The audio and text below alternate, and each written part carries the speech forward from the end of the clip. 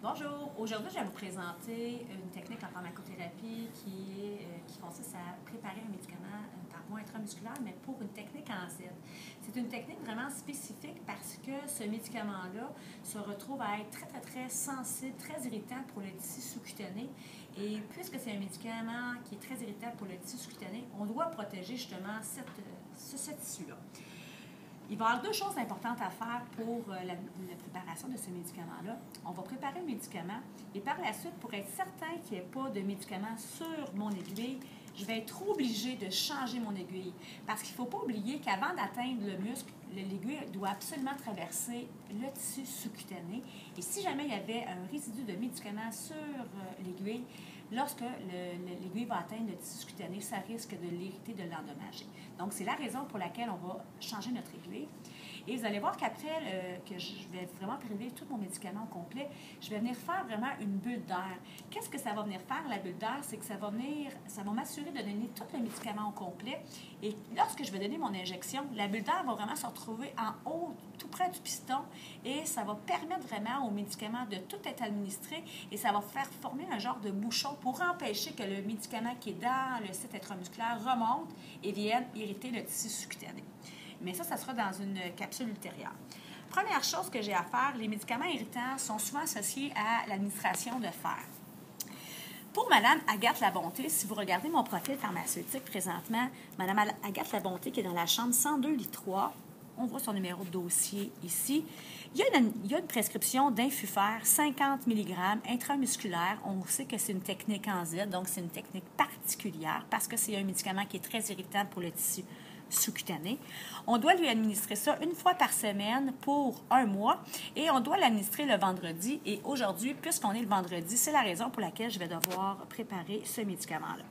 Donc, si vous regardez, j'ai vraiment le médicament Infufer et si vous voyez la concentration, on voit que c'est du 50 mg par millilitre ou du 100 mg par 2 millilitres et que ça se donne vraiment intramusculaire ou intraveineux.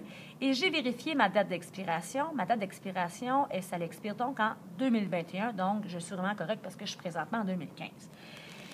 Donc, puisque j'ai Infufer 50 mg intramusculaire administré et que j'ai du 50 mg par millilitre, je vais donc devoir prélever 1 millilitre. Vous allez voir que le fer, c'est vraiment un médicament qui est très noir, c'est très foncé, donc c'est pas toujours évident à prélever. Première chose que je vais devoir faire, toujours me laver les mains correctement.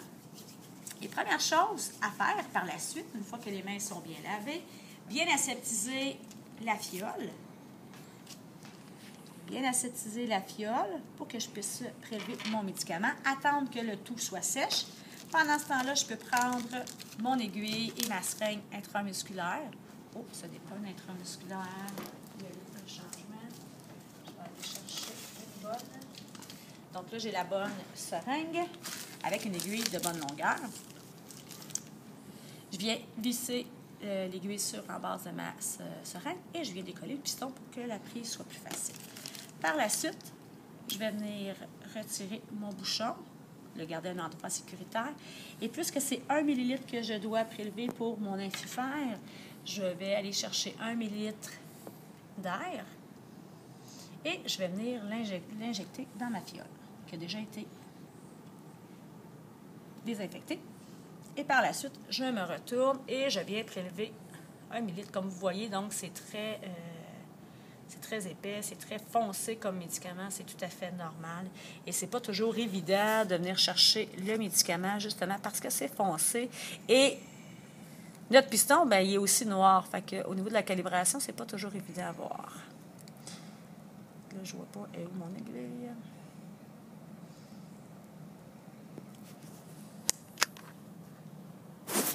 OK. Je vais juste aller voir si j'en ai suffisamment. Je vais donner mes chic-notes si j'ai des chic-notes à donner. Et on n'oublie pas qu'à chaque fois que je donne les chic-notes, je donne les chic-notes que j'ai à donner pour retirer les bulles et faire monter en haut. Je me retire pour faire descendre et je remonte jusqu'à ce que j'ai une goutte dans mon biseau et m'assurer que j'ai vraiment 1 millilitre. Donc là, j'ai ma goutte et il m'en manque un petit peu. Je retourne, mais j'en ai Je pense pas en avoir assez. J'étais vraiment sur un restant de fiole, malheureusement.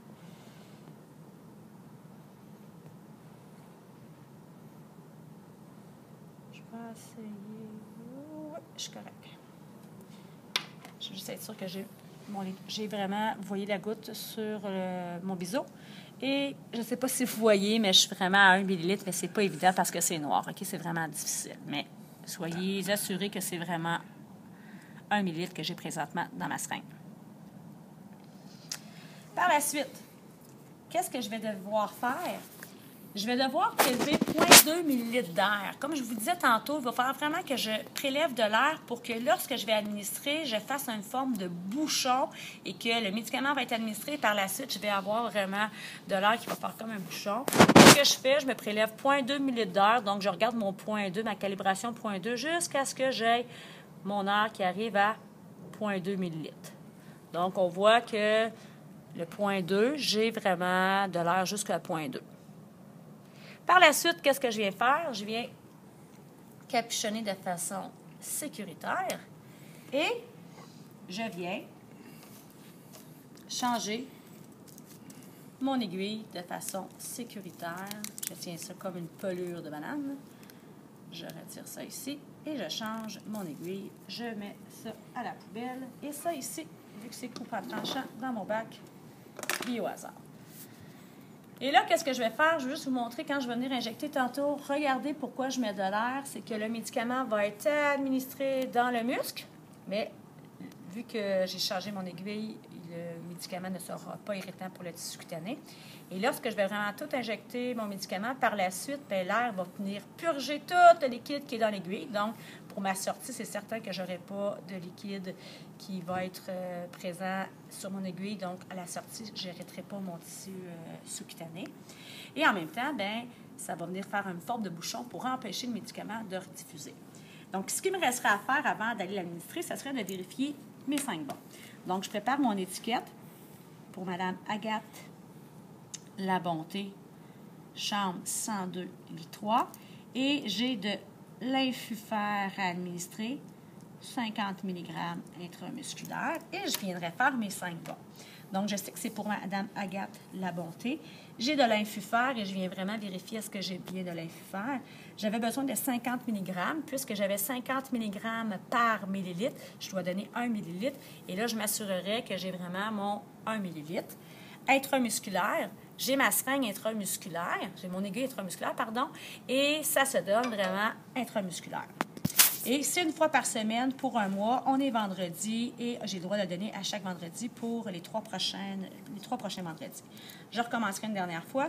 Agathe Labonté, j'ai de l'infufère, 50 mg. 50 mg par millilitre correspond à 1 millilitre. Et là, je regarde, j'ai 1 millilitre. Intramusculaire, ça se donne intramusculaire et j'ai choisi mon aiguille intramusculaire et je dois donner une fois par semaine pour un mois le vendredi et nous sommes vendredi. Et les premiers 5 bons, je les avais faits au début avant vraiment quand j'avais choisi ma fiole. Donc, je serai donc prête à aller administrer la médication à Mme Labonté.